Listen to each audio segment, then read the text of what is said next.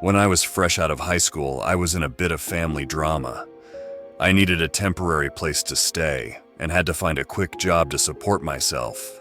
I had the ambition to push myself through college and ended up in a bad spot. I barely slept, I had no social life, and I couldn't find the time to do the most basic stuff. I didn't have time to cook, so I basically lived takeout box to takeout box. The only place I could find within my price range was a refurbished storage space. It was basically just a bed and a couple of shelves with partial access to a bathroom. It wasn't really meant as a living space, but the landlord didn't care. There wasn't even wallpaper, unless you consider some actual vines in the corner to be wallpaper. But this is where I get to teach y'all something. Storage spaces are built very differently from ordinary living spaces in apartments. They're not isolated the same way. And this space was lined with something nasty. My immune system was crashing hard from months of vitamin deficiency and unhealthy habits. And in combination with an awful living situation, I got a bad infection. Like, really bad.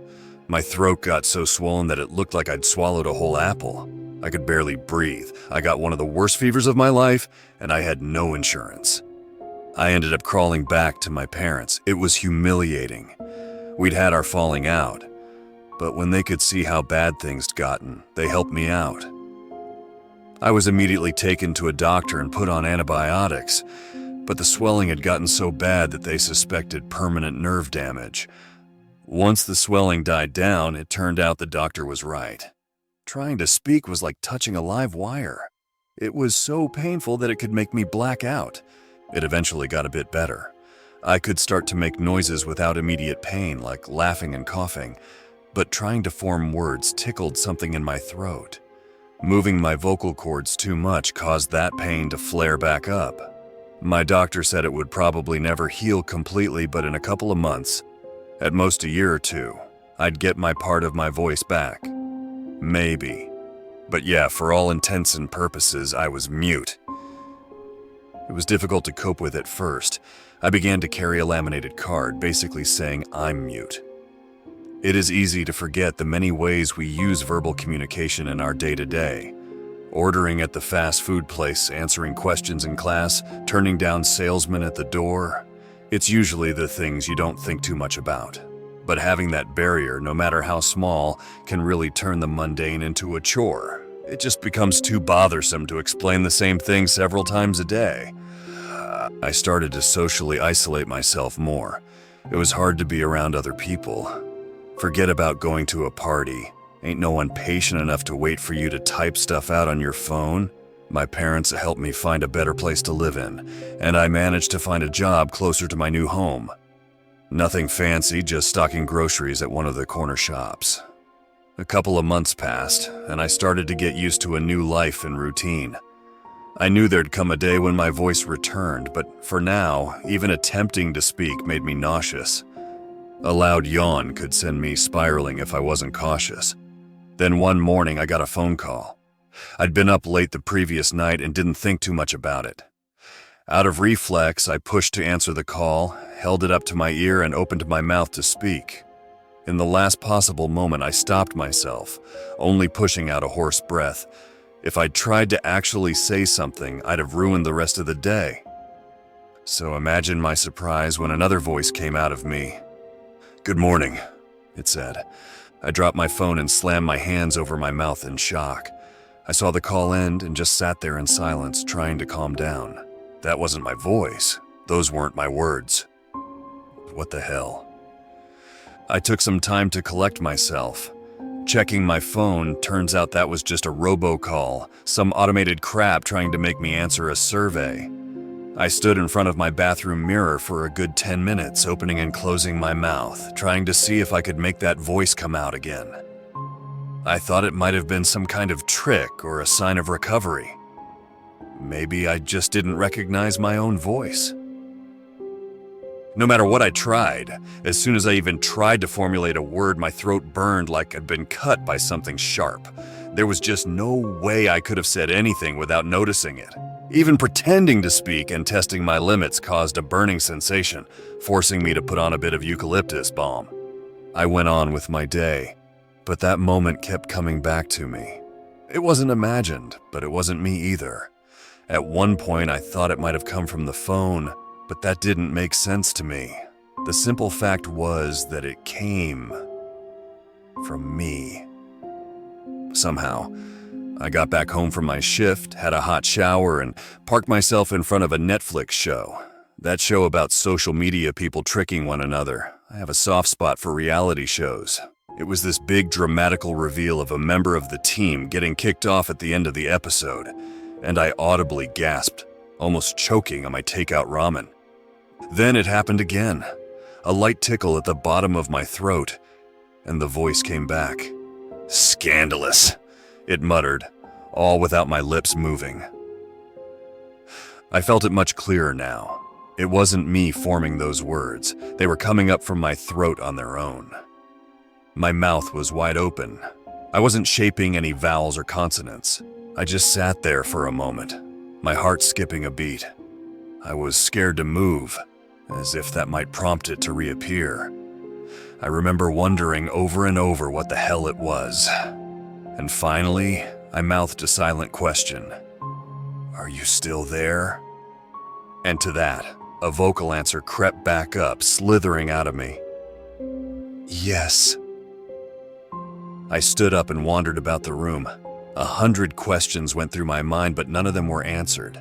My thoughts had to linger on that final yes and the implications. There was me and there was a you. Something different from me, using me. Even then and there, in the comfort of my own space, I felt watched. As I went to bed that night, I had trouble relaxing. I had this recurring thought that whatever was resting inside of me was just waiting for a chance to do something. It felt sinister, a presence forced upon me. And I probably scrolled through my socials for at least an hour and a half before I fell asleep with the screen still facing me. Somewhere in the black of the night, I woke up. It wasn't sudden, just my eyes slowly opening. The sun hadn't broken through my window yet, and I could tell I'd only been asleep for a couple hours. There were no cars going by on the streets outside, and no neighbors stomping around, but there was a noise. It took me a couple of seconds to realize that it was coming from me. A hushed voice whispering into the dark. It was barely audible, but it was coming from my mouth. I tried to look down, but all I could see was my shivering upper lip. "You have been given so many gifts," I caught it saying, "to spoil and squander and wither. Idle children feasting on crumbs of gold. Mother, unbirth me. Find me unwanting, undeserving, unsullied." When I finally realized what was going on, I shot out of bed and sprinted to the bathroom. I was frustrated and scared to the point that I wanted to scream and cry. But all that came out were these weird hulking noises, and with every awkward breath, I could hear something in the space between. No. Ooh, awful. Grim. Finally, I just snapped. I forced myself to scream. Even at my greatest effort, it wasn't loud, but it was enough. Little specks of blood spattered on the wall. The scream triggered such an intense shock of pain that it left me squirming on the bathroom floor, gasping for air. I have no idea how long it took for me to regain my composure. Wiping my tears, I bent over the toilet seat and spat up a glob of blood and dislodged scar tissue. I stayed in the shower for over half an hour, just waiting for the bleeding to stop. I'd set back my recovery weeks, maybe months, but hey, at least the voice was gone. Perhaps it needed some part of me to speak, a part that I'd damaged. I had a few spots of blood on my pillow the next day. I'd barely slept, still I dragged myself to work. I tried my best to keep out of the spotlight, get a quick nap on my lunch hour, and keep to myself. I didn't want to try and explain what I was experiencing. I had tried to type out a message for my parents, but there was no way they wouldn't overreact. They would probably think I was on drugs or suffering some kind of schizophrenia. They always assumed I was at fault for whatever ailed me. That was their go-to response. They couldn't accept that sometimes things were just out of my control. I gave up after the 6th draft. I couldn't find the right words. As my shift ended, I made my way home. My favorite takeout place was packed with people from some kind of work outing, so I had to shoulder my way forward to the counter. Maggots. The word just fell out of me, whispered into the ear of some random passerby. I saw them turn around to look my way, but they didn't say anything. The look he gave me was the first actual proof that this wasn't just my imagination. This was a real, physical thing, and the look he gave me was nothing short of disgust and confusion. I forced my mouth shut, but it didn't help. I could feel the air push out of my nose as another sentence reverberated in my mouth. Damn them all. I stopped a few feet from the counter as I took notice of people turning my way. I tried to hold it back, holding my breath, but little puffs of air made my cheeks expand like a chipmunk. When I finally let go, it was just a non-stop barrage of word salad pouring out of me. Not loud, but not quiet, just enough to make me look like a blathering madman. I turned to leave. A worried 40-something office worker tried to touch my shoulder and ask if I was okay, but the voice in me snapped back. "I'll suck the skin off your knuckles," it hissed. As I left, I looked back one final time. About half a dozen worried faces looked back at me.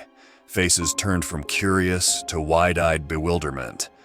As I stepped away into the dark, the voice made itself known one last time. "Yes, leave. Make us lonesome." Coming back home, I positioned myself in front of my mirror. I didn't even take my coat off. I just took out my phone, held it up and opened my mouth. I wasn't going to let it use me. I wanted it on camera. I needed something to prove I wasn't delusional. I tried to coax it, to ask it questions in my head. I tried to make it come forward, but nothing seemed to work. I must have stood there for a good half hour until my jaw started hurting. Not a single peep or a noise. It was just me staring at my own teeth in silence. I was so goddamn frustrated. I wanted to scream and shout, but I couldn't. I ended up throwing the mug with my toothbrush across the room, shattering it against the hallway wall. All I managed to get out was a couple of grunts, and even that burned my throat like I was licking a welding torch. Leaving the bathroom, I kneeled to scoop up the mug pieces. As soon as my knees touched the floor, a gleeful little whisper escaped me. "I won't dance to your tune, puppet," it chuckled. "Stay on your knees." I bit my tongue. I was so frustrated I could cry. That night, as I lay down to sleep, I could feel the voice just inches away. There was a little push in my stomach every time it was about to speak, and I felt that push all night long. It was always just a breath away, but the words didn't come. But as I finally closed my eyes and yawned, it returned. "You need to submit." I gently shook my head, rustling my hair against the pillow. "You have to." And again, I shook my head. The tension in my chest remained, but nothing more came out. I hugged a pillow, made myself comfortable, and tried not to think about it. Moments later, it came back with a vengeance. My lungs pushed themselves empty, and a cramp crept up my spine. I rolled onto my back and felt my stomach force itself upward. My mouth opened, and I had this dreadful feeling. It felt like being trapped under ice, desperate for air. For a moment, nothing happened. I just hung there, my body tense and out of control. Then a scream. It resembled a woman being murdered. Scream after scream after scream, begging for help, squealing in pain, crying. I couldn't stop it. I forced myself to roll over to try and block it with a pillow, but it didn't help. It was so loud that my ears rung. I scrambled out of bed, still feeling this constant flow of screams pushing its way out of me. Trying to hold my breath just built up this unbearable pressure, like my lungs were going to explode. I didn't even know what I was looking for. I dug through kitchen drawers, spilling forks and knives onto the floor. I tried stuffing a dish towel into my mouth just to dampen the noise, but it was useless. There was nothing I could do or say. It was going to continue no matter what. Finally, there was a knock on the door. A few final pleas for help escaped me as two police officers burst through the door. In that moment, the voice stopped. They had a hard time believing that screams came from me. First of all, I'm a man. The voice was clearly female. Second of all, I couldn't talk. They found the laminated "I'm mute" note in the hallway. There was no way they could believe a mute man could make that kind of noise. Then again, they couldn't find a victim either. Confused, they had me get dressed and took me down to the station. The process was surprisingly quick, rushed even. They said they were holding me until they could find out what the hell had happened, but they refused to get me something to type on. Not even my phone. There was no way for me to explain what was going on, and as a result, I just had to wait it out. I spent the night in a holding cell, expecting every breath to taunt me. I shared that cell with another person. I have no idea what he was in for, but he had the look of someone who wasn't afraid to get violent. Something about his eyes said he was itching for a fight. He was easily 6'4", and his leg kept twitching. I tried to avoid eye contact, but as the hours passed, he was getting antsy. When he finally locked eyes on me, I knew it was going down.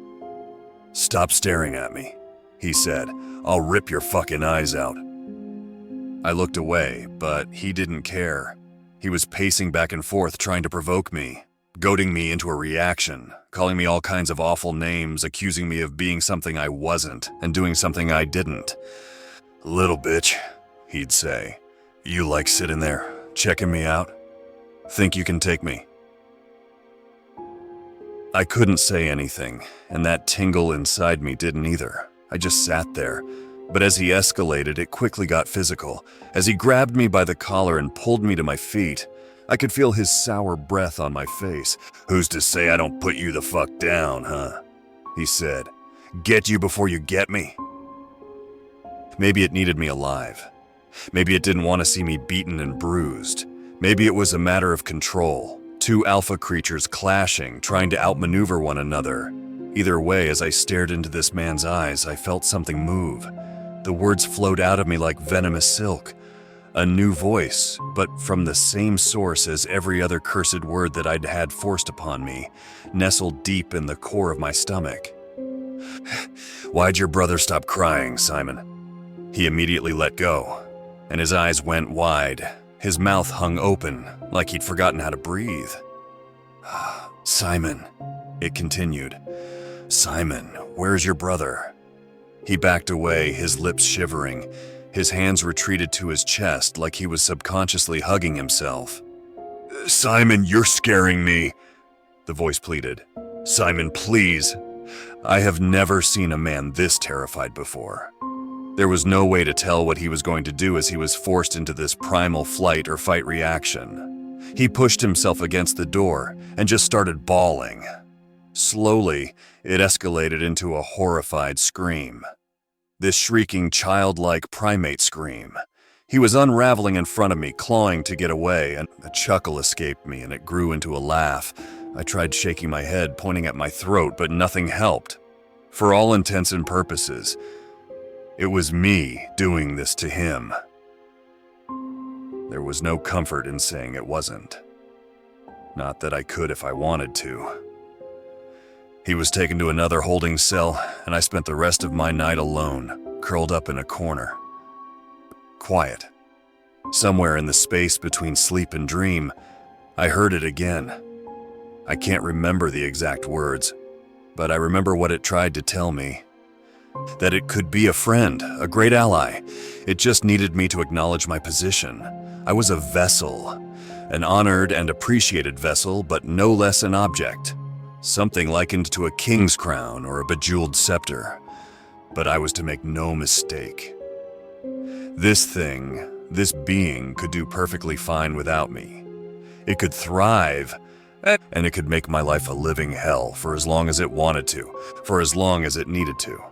I drifted in and out of sleep, tossing between struggling to keep my eyes closed to deep in a fever-like dream state. At one point, I remember forcing my eyes open to get out of a nightmare, only to see the entire room half flooded with water. Dead flower petals bobbing up and down beneath the cold black waves, reaching all the way up to the edge of my sleep-paralyzed lips. On the other side of the room was a person wrapped in black algae, shivering. It didn't speak, but I knew what it sounded like. It knew that I knew. and that made it smile. Early the next morning, I was released. There was no reason to hold me, as there was no victim. They didn't have an explanation, and I couldn't give them one. They concluded that it simply couldn't have been me. And if it somehow it was, there was no victim. There was no crime. Walking home, I was in a daze. I was exhausted and broken. I didn't even notice the voice still talking to me. The whispers were kinder. Little wishes reaching my ears. Small, sensible things. To go home and change, to have a proper breakfast, to brush my teeth. Things I would have done anyway. But doing what it asked, well, it felt right. Good even.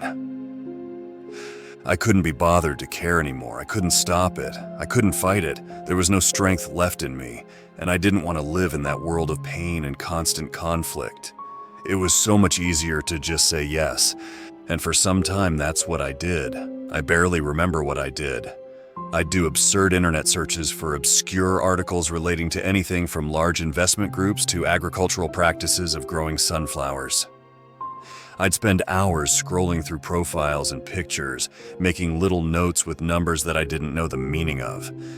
It all felt like an improvisational dance, making little movements just for the sake of a stray thought.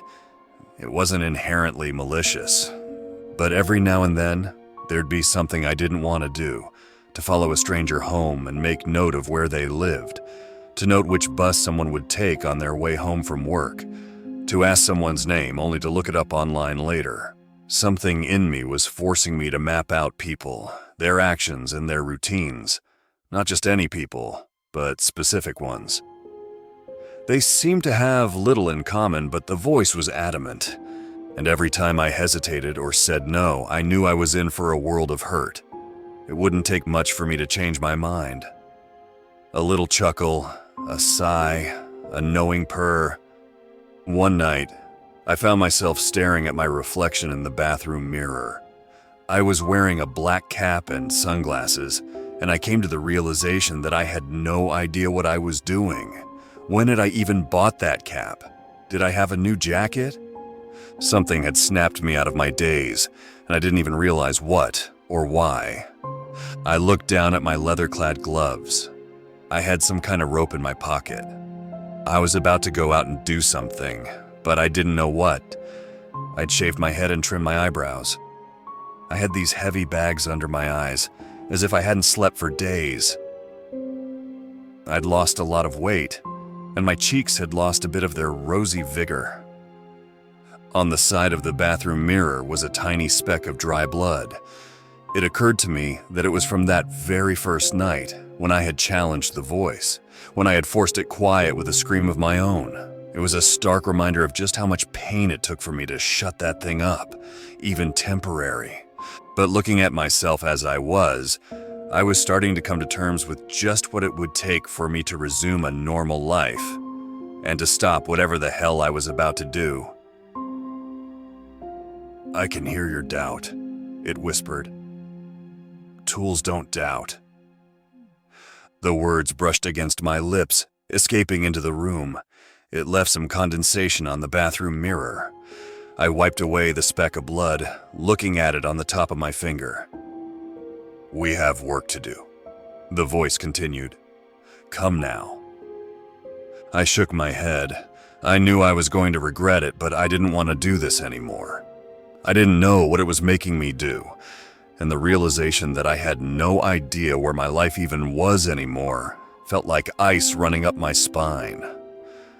I'd lost control. I'd handed over the reins. How long had it been? Weeks? Months? What had it made me do? I shook my head again, mouthing a quiet no. My body tensed as my jaw was forced open. I could hear a laughter bubbling up from inside. It was pleased, it wanted me in distress, and it made no secret of it. I thought back on that first night. I'd screamed so bad that I damaged my throat. But no matter how painful it was, it had accomplished one thing. It made that damn thing shut up. I grunted. I could feel an uncomfortable poke at the vocal cords, but that was it. I grunted again, louder. I forced a groan through my throat, and this time it started to burn, like swallowing boiling water. "No," it whispered. "This will not do." With a twitch of a neck muscle, it slammed my head into the bathroom mirror. It felt like blinking, but when my eyes opened, I was standing on an unfamiliar street. It had moved me. Something warm was running down my forehead, partially dry. I was clutching a knife, slowly making my way through an alleyway.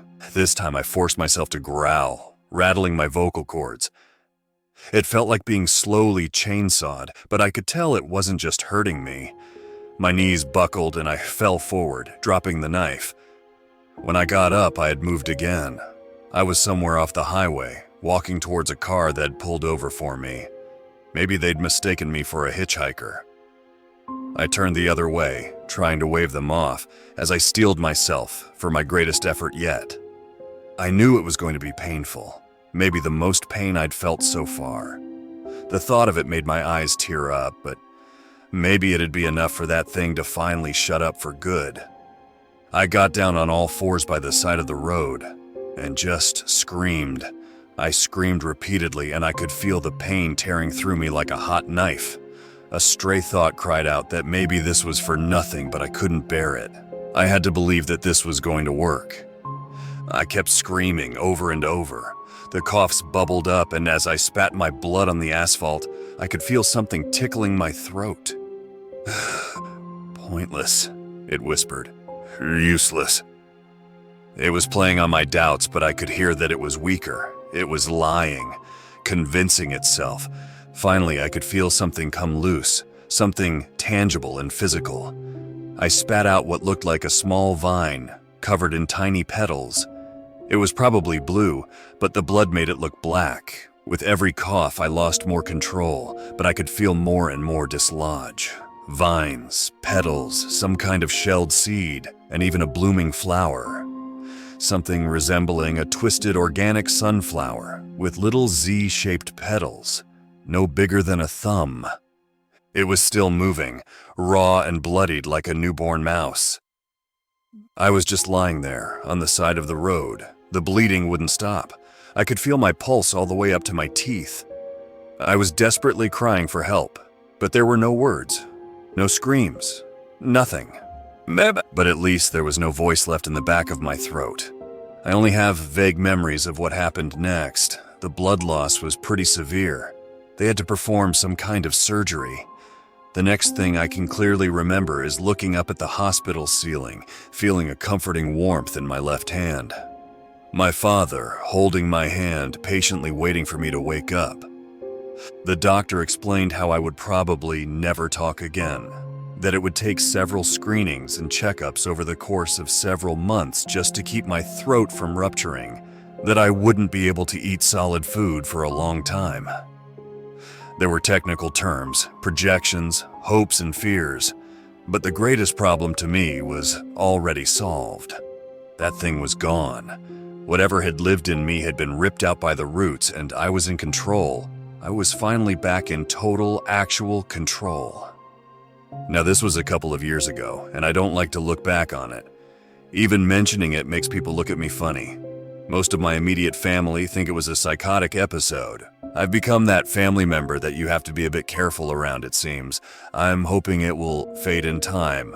I'm not sure where that thing came from. I think it might have lived in that storage space as some kind of spore. Maybe it was something I ate. Whatever it wasn't just this metaphysical manifestation. It was an actual physical obstacle. I think the longer it had time to dig its roots in, the worse the loss of control got. I think that thing was bad enough to touch nerves that I didn't even know I had. Thinking back on that night where I finally ripped it out makes me cold. Yes, it was an amazing relief, but the pain was otherworldly. But as far as things go, I'm me.